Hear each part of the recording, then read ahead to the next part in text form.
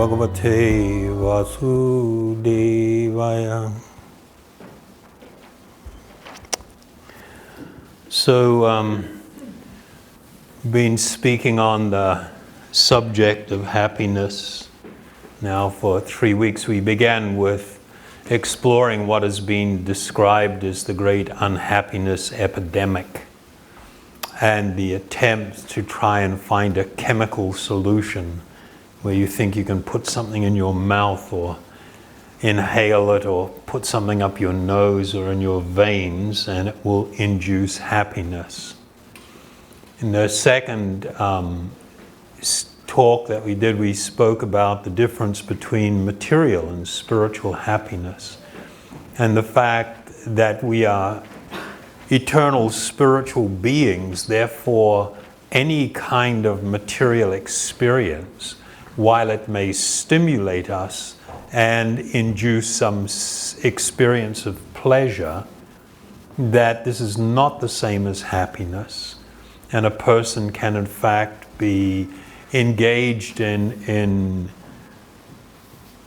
excessive stimulation of the senses and things, enjoying all kinds of material pleasure, and still be borderline suicidal, because they don't address the actual spiritual need. And the need for happiness is a spiritual need, not a material need. And then last week we explored about service, the attempt to do good for others, how it gives us a taste that is actually an introduction to what real spiritual happiness is. And I say an introduction because we basically become reconnected, or we begin to become connected with our deeper spiritual self and the very nature of the soul, the nature of the living being itself. So tonight I was asked to speak on love as the greatest happiness. Before this is a really big subject. So, firstly, there has to be a recognition that I am an eternal spiritual being, that this body is not who I am, it's something I am using, it's something I am inhabiting, I am residing within. And if my life is simply focused on this external covering and its experiences, I won't find happiness, I won't experience what is my actual right. The nature of the living being, the spiritual being, is to exist eternally in a state of great happiness. But there is another characteristic. The desire to love or to be loved, the desire for love, is actually a spiritual desire. It's not a material desire.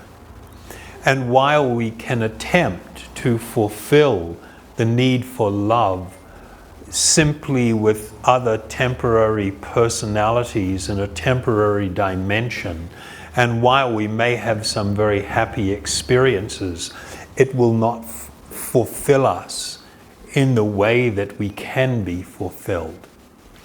And the highest attainment of yoga is this experience, this awakening, and this deep immersion in this condition of spiritual love.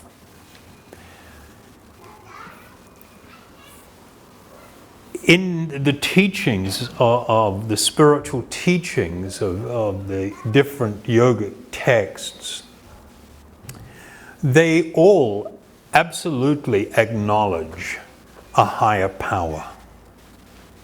It is futile, it is frustrating, it is disappointing if you live your life in a totally self-focused, self-centered way without any recognition of any higher existence or any higher power. In the yoga system, there was a lot of, it's actually really amazing that this higher existence, or God, as we might address, could be experienced in three principal and unique ways.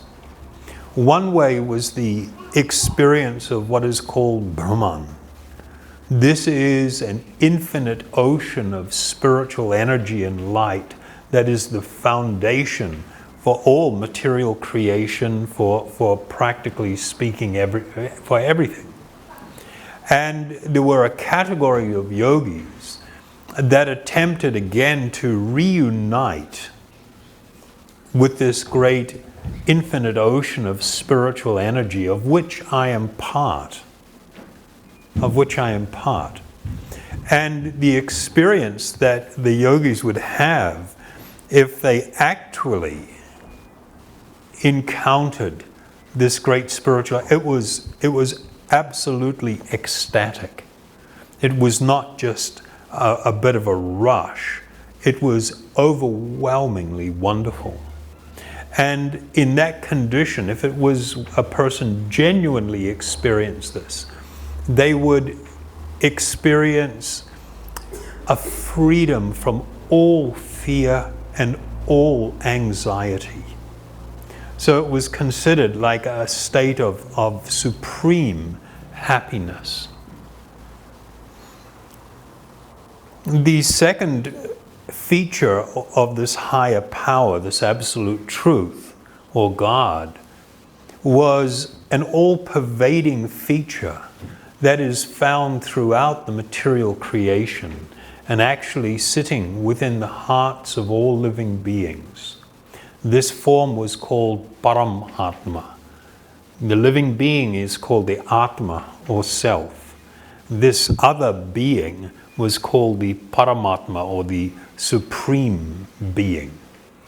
And the vast majority of yoga practitioners since time immemorial, the focus of their endeavor, I know that at this time, Hatha Yoga has become very prominent, and there has always been, since time immemorial, practitioners who followed this path. But the majority of yogic practitioners sought a union of the individual being with this supreme being, this Paramatma. And this personal manifestation of Godhead, this personal manifestation of Brahman, is not temporary, it is not transitory, it is an eternal spiritual manifestation. And when the yogis would encounter and finally have this divine vision of this beautiful form standing within their heart, standing upon a lotus, it was so ecstatically wonderful that they would be overwhelmed in a profound state of spiritual ecstasy.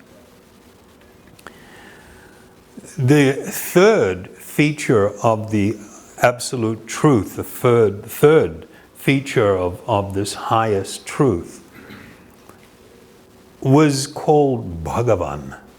Bhagavan was a personal manifestation of Godhead that was overwhelmingly and ecstatically beautiful and sweet. No angry guy, no judgmental guy, no pointing the finger, don't piss me off kind of guy. It was the embodiment of nectar, of nectarine sweetness.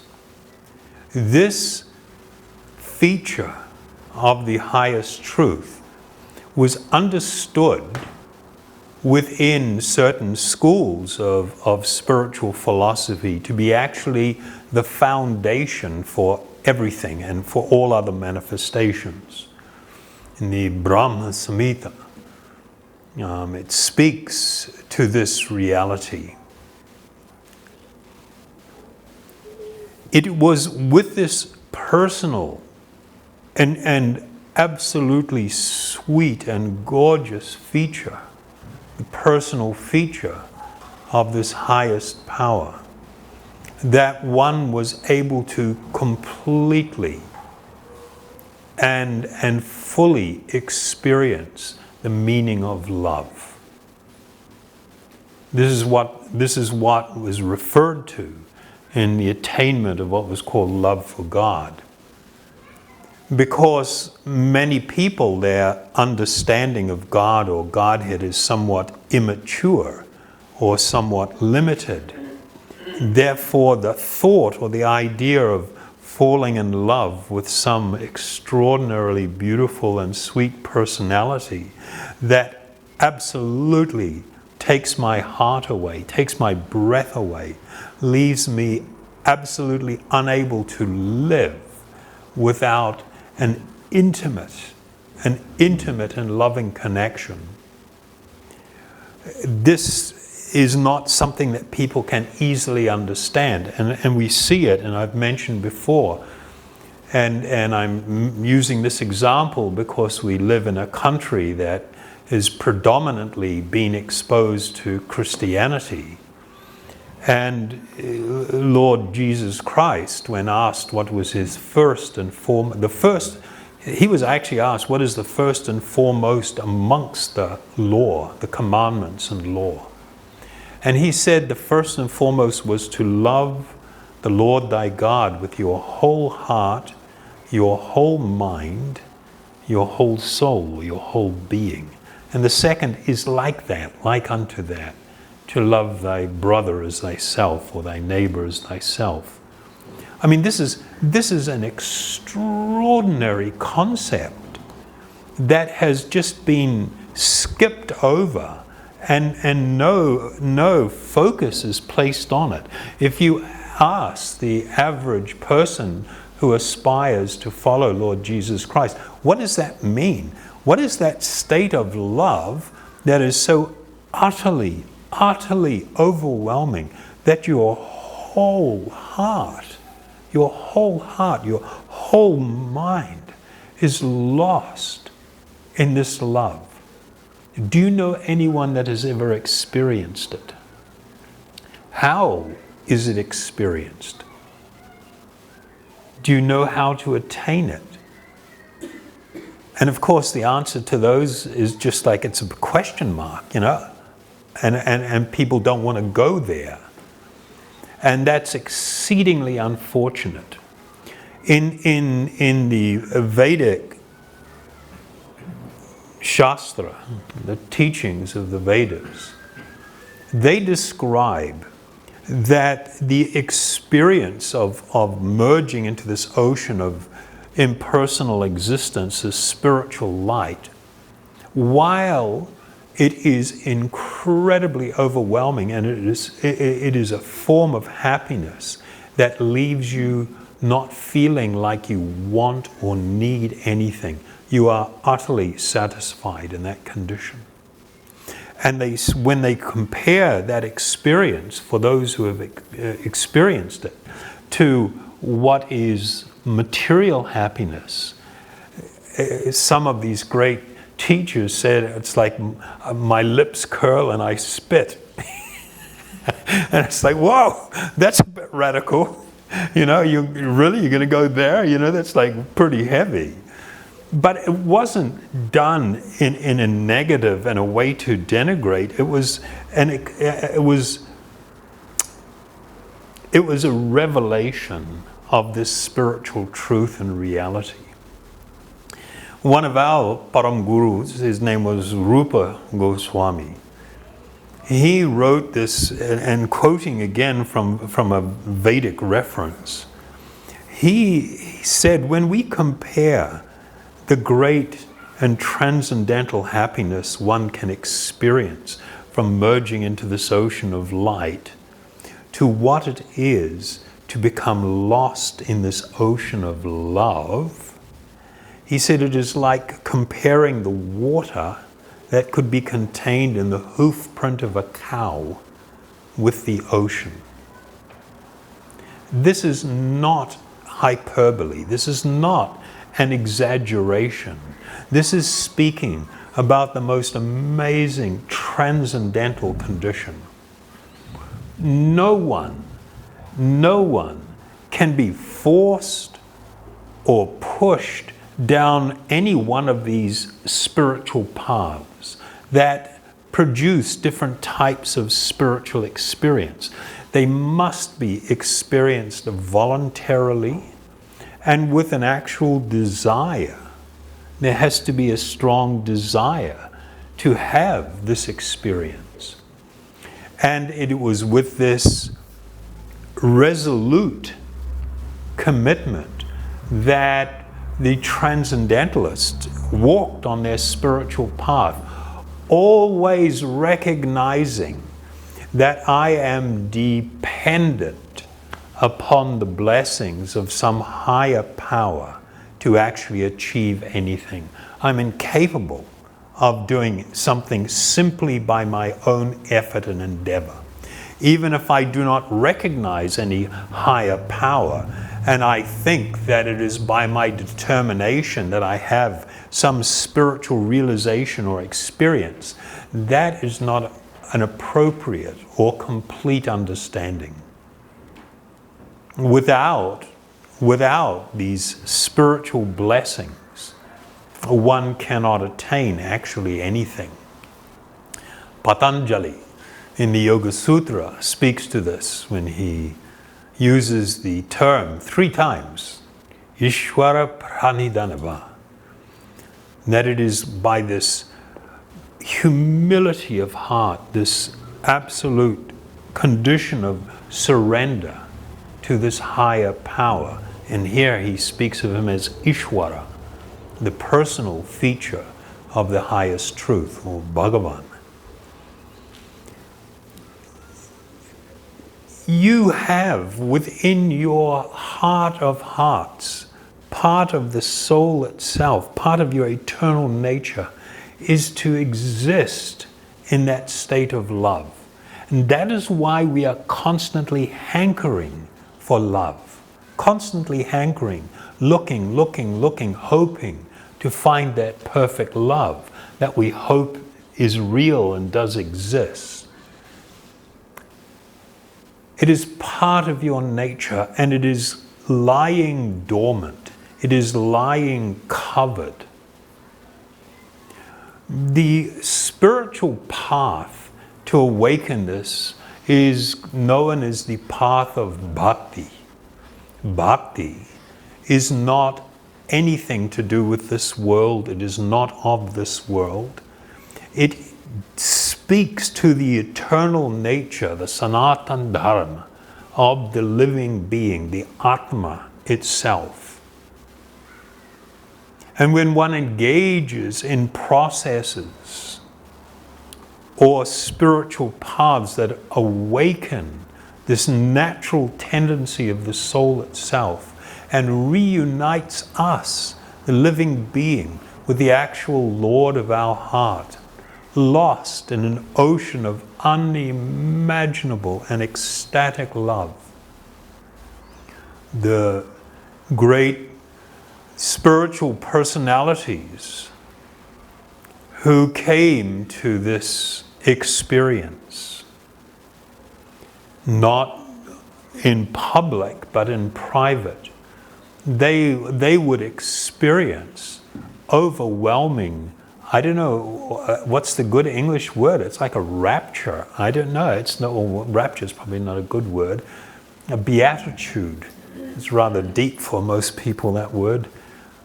Where in their reuniting with the actual Lord of their heart, they would sometimes burst into a condition of such happiness an ecstatic condition, that they would shed tears, endless tears.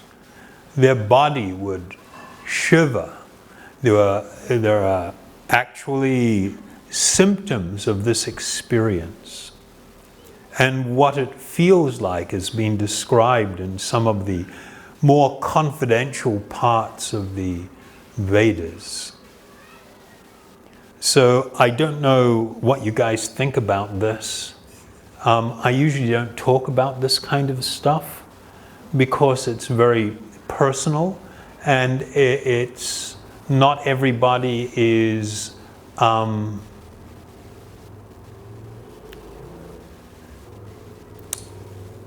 eager to embrace this opportunity. But if we are going to speak of the different types of happiness that can be experienced, I think everybody's on board with the recognition that so-called material pleasure is not actually fulfilling. It titillates and excites us, but it's not really fulfilling. It doesn't bring us to a state of great peace and profound happiness. It doesn't last. But if one wants to come to a higher state of happiness, it must have a spiritual focus. And this happiness will be a spiritual experience.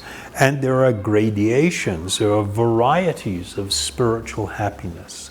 And the highest experience of spiritual happiness is called prema, this condition of spiritual love. So, when a person begins this natural condition of love, which resides within the heart, as I said, it's already there, it's simply covered.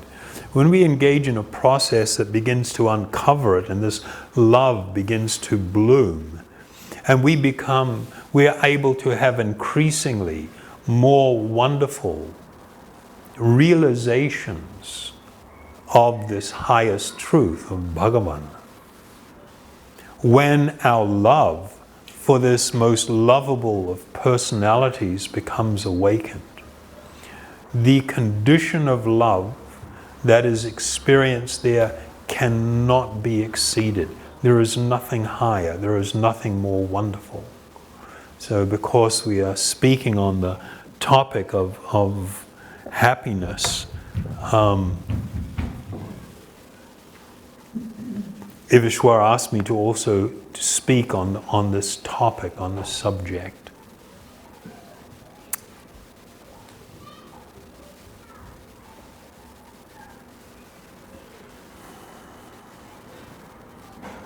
It's kind of a real bummer that God is kind of lost. I don't know, today, it's not like everyone, I mean, but it's increasingly common that God has fallen out of favor. It's not a cool subject. I mean, people are willing to, oh yeah, I put it out there to the universe. What do you mean? You prayed to the universe, or you asked something of the universe. I mean, what are you talking about? Rocks and water and fire and air? You worship that as if it's someone that can respond to you. But if somebody wants to talk about God, that's just like, oh my God, what happened to you? And it's just like, what? Don't you guys get it? You can't do that. That's not logical or intelligent. And it's also not true. While it is true that we may make an appeal, and we may be thinking, I'm making an appeal to the universe, and I'm getting some answers, but any exchange like this is personality driven. It is not impersonal. I can't talk to the light and have the light inspire me. Right? It's not a possibility. And the idea that you could do that is just, it's unfortunate. As I said, there is no requirement for a person to completely embrace the personal feature of the highest truth or this higher power. That's a personal choice that you may want to do or not do. But there is a need to accept there is some greater power above me, and that I am in need of direction and of help. There's one famous verse in the Bhagavad Purana where it describes a man that has fallen in a deep hole, cannot extract himself from that. He needs the help of someone else to pull him out of that hole. And that example was used in relation to our plight. If we are overwhelmed by ignorance, and this ignorance is primarily manifest with the thought or the notion that this temporary body that is destined for death is me. No, it's not. That's not who you are. Your worth, your lovability, your beauty is not tied or in any way connected to this body. We are talking about inherent characteristics of the Atma, the soul itself, the self. If a person chooses in their spiritual journey to relate to this higher existence, this higher truth, as an impersonal energy, there's nothing wrong with that. That's fantastic. You need to begin to walk on the spiritual path to find happiness. But if you are interested in your greatest happiness, it is experienced in connection with the most profound and overwhelming experience of love with the personal feature of the highest truth is known as Bhagavan. Okay, does anybody have any question? Let me just add one thing. This process that we follow, the use of these mantras, spiritual sound, they can be used to explore and to seek to attain the realization of any of those features of the highest truth, any of those features of Godhead or God. The results are different.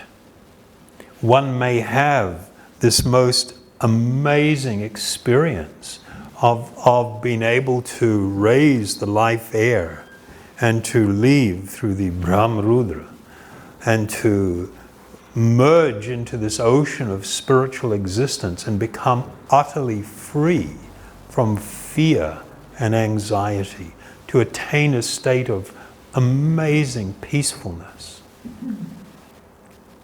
But I would be remiss if I did not tell you that this is not the best use of these mantras or spiritual sounds. The best use is when we seek full self-realization, full enlightenment, and the ultimate experience of the awakening of this spiritual love. Okay, any question? Was that too far out, or we can handle that? I don't know. Nobody might show up next week.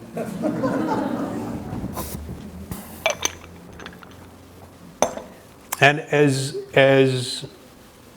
Ivishwara said, the proof of the pudding is in the eating. We're not talking about a sincere aspirant on the spiritual path does not seek to mentally, play around and develop ideas and adhere to things. No, we're talking about a real full awakening of enlightenment, this spiritual experience. And every one of you has the capacity There is no special qualification needed. We are talking about the eternal nature of the Atma, the self. You have an eternal nature, and this is a process of uncovering that. It's not something that you acquire from outside or learn. Okay? We good? Yes. Thank you very much. Haribol.